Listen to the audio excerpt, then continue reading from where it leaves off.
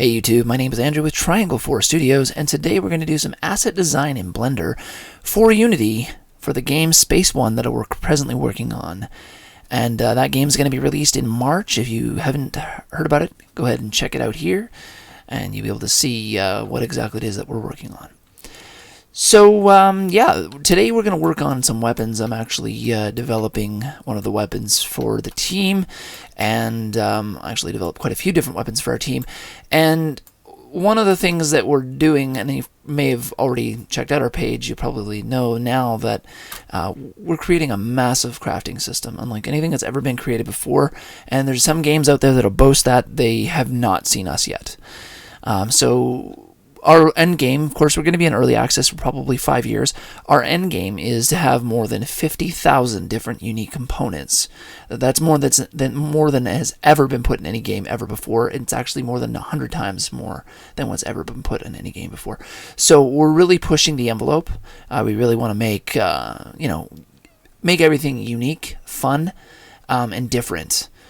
And we've done everything different because games have gotten boring, and we wanted to redo the whole game experience.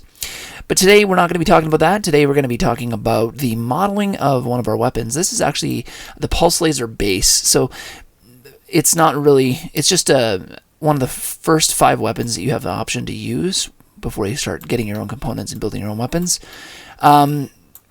And you do have the ability to customize this right out of the gate. And so what we're doing right today is we're going to be building a few of those customizations. As you can see, this isn't complete. The model is actually complete. I can go ahead and throw on a couple more pieces here. But what we want to do is we want to create a couple more CPUs today. We want to create a couple different cooling systems. I just have a basic starter cooling system here, a little heatsink that goes around the whatever this is here, the core of my weapon where the laser would come out of. We can't go too deeply into detail on this because you don't want to have heavy detail when you design models for games. You want to limit the amount of poly that you have so that it can be used on many different types of computers. The more polygons you have, the less flexible it will be, and the less compatible it will be for different players that want to play the game. So we want to limit our poly, and so we're not going to bother filling this in. In fact, when we're finished here, we would actually go ahead and remove some of these faces just to make sure that we don't overdo the amount of poly that's being brought into the game.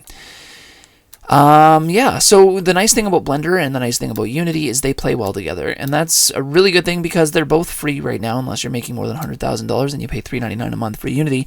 But I'm not making more than $100,000 yet, neither is our team, not on this game, and that's the way it works. So we have an asset that we want to build, and that is the cooling system for this guy, and let's go ahead and jump in. Now there's a few different things that you could do. I could just go ahead and rebuild this. I actually built this twice because I thought I was going to use it. It's not really efficient. It's not really good. And it's bulky and not practical. When you start seeing the weapon fully built out, it doesn't really look like it belongs here. And so we want to remove it and put something more compatible in its place. And so that's what we're going to do. Now, I'm just going to get rid of that gun there. As you can see, this is kind of interesting. We have like this little CPU. Now, this is just, I threw this together as a placeholder really quickly. Another thing I'll be modeling later on today, you probably won't see in this video, is another CPU just like this one, but with much more realistic looking parts, and also keeping in mind that we're about 1,000 years in the future. I'm going to make it look much more futuristic if I possibly can, without pushing the envelope on how much poly we put into the weapon. Now, this is a HD model. This is the kind of thing that you'll be seeing when you're actually upgrading your weapon. You'll have an SD model or a lower quality model when you're actually using the gun, if you can actually visibly see the gun. Right now, we're developing what's called the culture tank, which is the research portion of the game where you fly around in a 2D character. So these guns, although you'll see them in 3D in your crafting system, in 2D they only are represented by an image. So right now we don't actually care about the quality of this as much. We aren't making an SD model. This is the HD model, and so we're not worrying about poly today. All right. Now let's jump in, and this is probably, I'm going to put a little link in the video with all the different sections where you can click on to know where you're to jump to the jump numbers, where you can jump to different sections. Yeah. All right, so let's do this. So the first thing I'm going to do is delete that because yuck. And this is a reactor. This is a CPU. These are the cores that hold the energy that are fired out of the weapon. This rotates. In here, you have, it's not built yet, but you have a little crystal that charges the energy that comes through here, and then that gets shot out at the end. And this is a pulse laser weapon. Every time this passes through its opening on the barrel, the charge gets emitted and goes into the crystal and fires out the end of the barrel. Alright, and so this weapon has a total of 8 of these charges. We can actually have more. I might actually make more for this. For now, there are 3 different sizes. We have 8-shot, a 4-shot, and a single shot. So you fire once, and then you'd have to wait until it cycles around again before you can fire again. And so that's kind of the equivalent to a fire rate in a regular gun. And then, of course, there are mods that you can do and get for your gun to make it go faster, and then you get a faster fire rate, blah, blah, blah, and so on and so forth. We all kind of get the gist, so I'm not going to go too deep into that. I'm going to grab this reactor because it's annoying me, and I'm going to move it backwards just a little bit.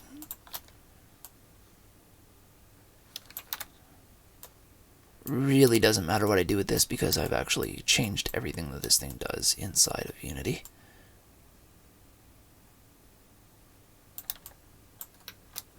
Alright, and actually that CPU is off the ground as well. Computer is off the ground as well. Like, considerably.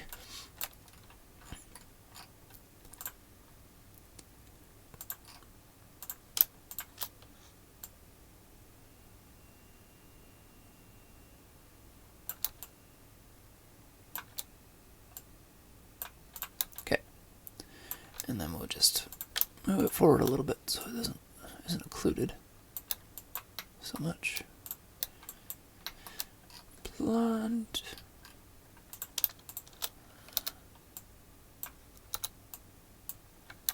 And that's pretty decent. Alright, so one of the key elements to a good cooling system is you want to be able to have surface area for dissipation of heat. And of course, you'll see that in a car as a radiator, or in a computer as a radiator. Heat sinks, you'll see them on chipsets and such. In guns, like military guns like the C7 in Canada, or the MP7, I think, in Europe and the United States. The gun itself is a heatsink. It's all metal, as well as it's gas cooled. So when you fire a weapon, there's an amount of gas that fires back into the chamber that cools the chamber off so that it doesn't overheat and break the weapon. So what we're going to do is we're going to throw in a heatsink to start with, but previously I had a ridiculous heatsink and it just wasn't working for me. So we're going to go here, we're going to go snap cursor to selected, and the reason why we want to do that is I want to kind of get to the center of this. Unfortunately, that doesn't have a pure center because I've cut out the top and it goes based on weight. The center would be more along here, so we'll grab this guy here and snap to it instead. And then we're going to just quickly add cylinder, rotate it 90 degrees because I actually want to change it a little bit. Actually, no, I don't. I'm fine with that. And then we're going to size it up.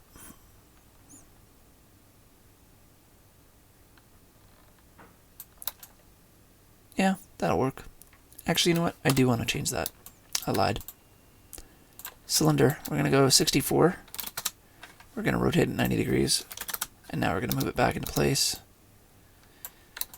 And I don't bother logging key presses because generally, for the most part, people like to customize their keys, and mine are all over the place. So if I have key logged, you're not going to know what the heck I'm doing. It's not going to help you. And just line that up a little bit. I'm not looking for perfection here. In fact, a little bit of offset will actually make it look a little more interesting. But that'll work. And then we're going to, no, I don't want to use hard ops. We're going to bring this in here. All right, that's pretty much the size that I'm looking for. I have a reactor, one of the reactors, actually 13U reactor. You'll see that it has a cooling pipe that goes around. I didn't bother lining it up, which I should have. It has a cooling pipe that goes around, and I'm going to rebuild this cooling pipe later, but we're going to do the same core idea. We want to have that cooling pipe pass through the radiators, and then we're going to build out on the other reactors as well and have those pass into the radiators as well. These are micro reactors, and they power the weapon, right? So they need to have adequate cooling. These are metal pipes that go through those radiators, and as well as pumping liquid into the radiators, the pipe is also cooled as well. So we want to make sure that that passes through the radiators on all 5 reactors that I've created. There'll be about 20 reactors in the long run, maybe even 30. But for now we have 5, and those ones we're going to make some modifications to as well. So let's just hide this reactor. Let's go 3, and we're gonna, yeah, I don't want to go right at the top though, so let's do that. Alright, now if I do just that, I keep those faces, which doesn't really matter. Nobody needs these faces anyways.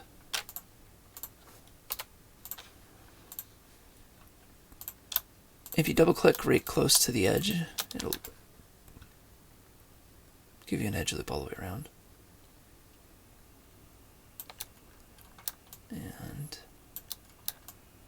that's pretty decent. You know what? Hell with it. I'll go back.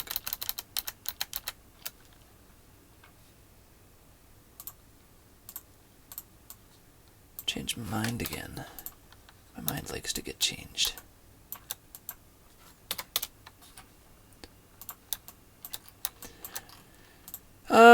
Yeah. Alright, so here we have that. I apologize if you hear clicking. That's my guinea pig. They are in the other room, and they like to chew on wood. So we've given them wood, and they are chewing on it. Yeah, so we're going to extrude. Make sure you select the correct extrusion. You'll notice here that each time you press Control E, or whatever you've got it configured as, it changes. We're going to use the extrude along normals. We're just going to extrude inward just enough to bring it beyond the surface. I know that a lot of people like hard surface modeling to embed into things. You don't need to do that all the time. It's unnecessary. Unity doesn't require that for things to function, and it's not necessary for things to look good or to perform well. So don't bother doing that. Don't waste your time. All right, hard surface. You can make a good-looking hard surface without cutting into the surface that you're passing through.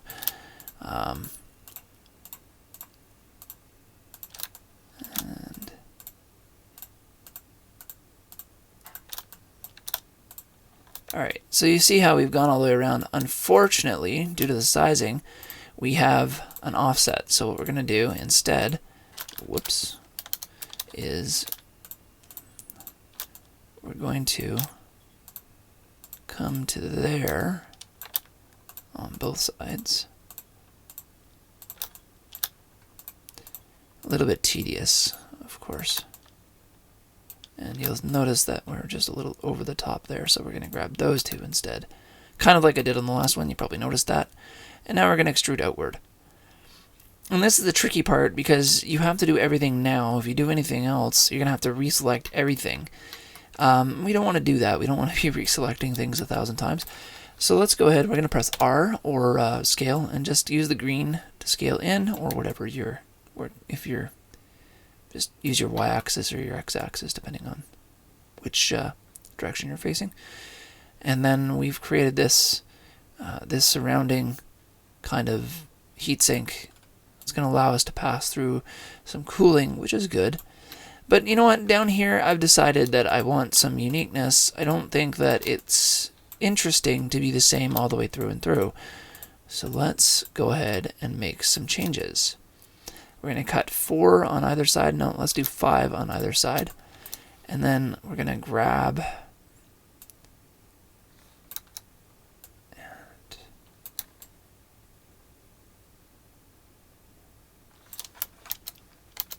Let's see what options we have here.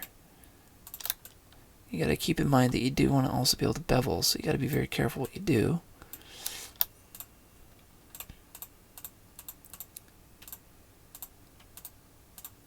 The nice thing about being a modeler is that you have the ability to play around and use your imagination and create something that's never been created before.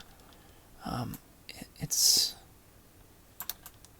probably one of the best features of the job.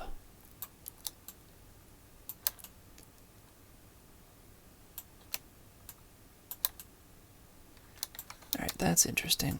Let's pull that together a little bit.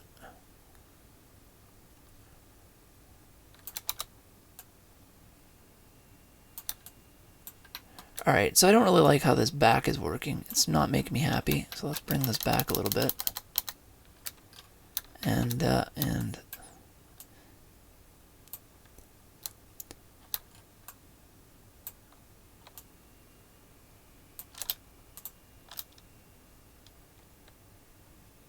yeah, I think that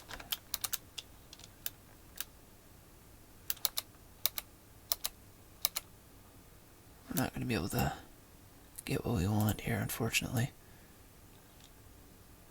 But what we can do is get close.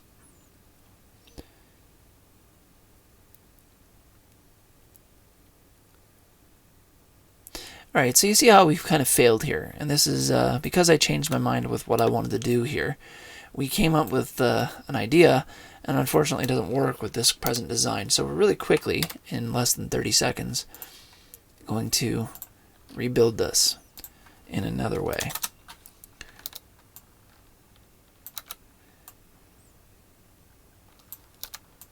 Maybe a little more than 30 seconds. Maybe like 40 seconds.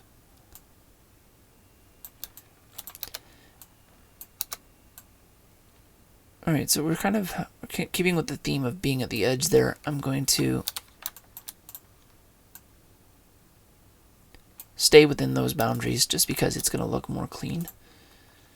Not overly worried with absolute perfection here. Again, these are our entry-level weapons as well. We're not overly concerned with making them extraordinary, as they aren't permanent weapons. They're going to be removed later on. Alright, we got that. Looks good. Let's go ahead and chop off the top.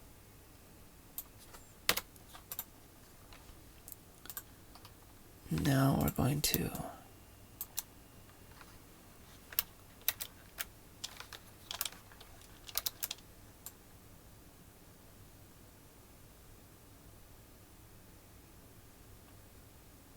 we'll go outward because we're already basically touching the surface. I'm going to leave those inside edges alone right now. Alright, so now we have a little more play. And now what we're going to do is that. And what does that give us the ability to do? Well, let's see here. Instead of going all the way down,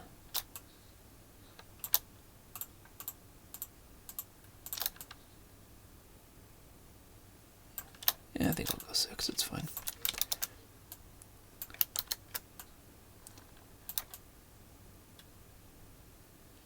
We've extruded out, that looks decent.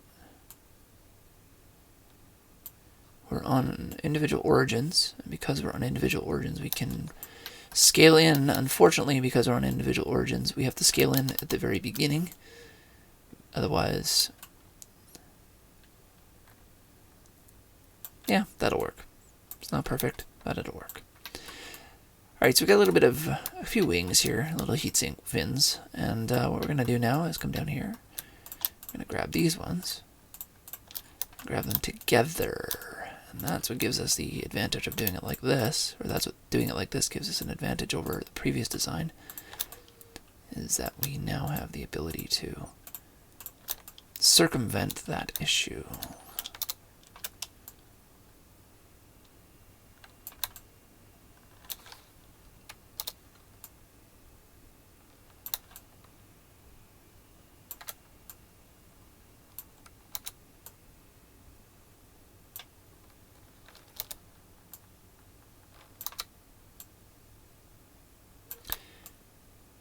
That's not terrible. And it's good because it's a different depth, which makes it look much more realistic. When you see heat sinks on things, especially when they're secondary and tertiary heat sinks, they're never the same. They're never matching. They're never identical. So I'm actually going to even thin these out even more.